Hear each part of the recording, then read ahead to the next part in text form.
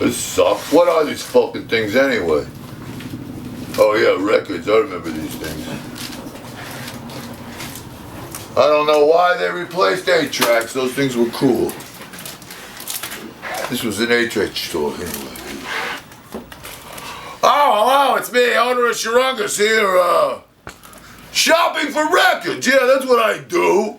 That's what I do when I come to Washington, D.C. to play at rock and roll shows. I shop for records. I don't go and try to score crack because it's fucking excellent in this town. Oh, well, first I wanted to buy the Fine Young Cannibals. I don't know anything about this band, but I like the name. Asia! A band usually named after a geographical location usually sucks. For instance, Boston, Kansas, any other band that's got one of those. Anyway, Asia was the sole exception. This super group actually redefined the way that really lousy music was played. I never knew that you would taste the breeze, the fantasies and I never knew. I never knew that and also the circumstance. Do you remember? I don't remember. Because the moment shone in your eyes. Don't you remember back in the ages too? Did this cause myself to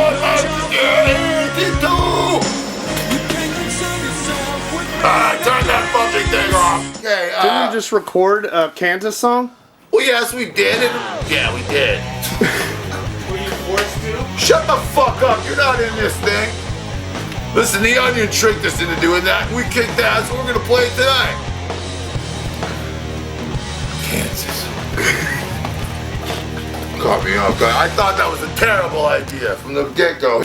All right, now, for you guys who can remember the 70s, some of our fans, and a show called Hollywood Squares, there was this time a voluptuous Latin siren sex cake kitten. She was Hugh Hefner's little kitten up in the Pussycat Lounge in Vegas.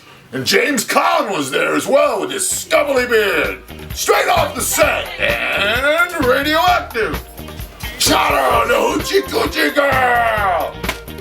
Hoochie Coochie. When I think of people that like to rock, I think of Americans. When I think of people who like to be drunk and be miserable, I think of the USSR. This is no longer this, by the way. It's just Russia again. And people are every bit as drunk as they were back when it was that.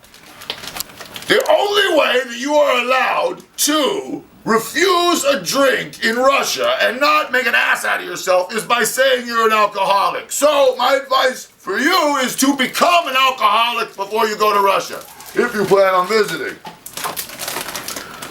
Here's another little, well, this is actually a good album that I picked up. Frank Zappa's Overnight Sensation with the classic track Slime, I Am the Green Slime. What is it called? So classic that I can't remember what it's called. I can't read this. Camarillo Brillo's awesome on this.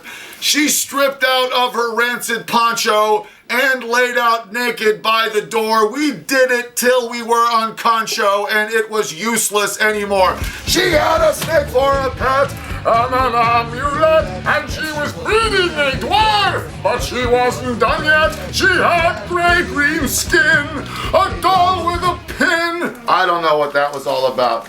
King Crimson, ladies and gentlemen, another band that you young punks don't know shit about. You fucking suck. All right, what else? The Who, live at Leeds, greatest punk band ever. If they're not in the Rock and Roll Hall of Fame, they should quit out of shame. Just for the fact that they went on with that tour after John McEnroe died. Yes, the famous Wimbledon player that was also the bass player for The Who. The Pretenders, yes, you know you want to fuck her. Even now, who put this in here? Who are these guys? No effect on music whatsoever. What? They wrote heavy music before anyone else did? What? And finally, ladies and gentlemen, fall the seasons. This is Oderus Urungus with something that will last perhaps as long as GWAR. I'm talking about the wit and wisdom and colorful, wonderful little characters of Charles Schultz, who was a loser and dressed up like a woman and masturbated while fucking drooling over a 3-key piano, him and his buddy Brian Wilson. Merry Christmas! Merry Christmas! Merry fucking Christmas! Merry Christmas!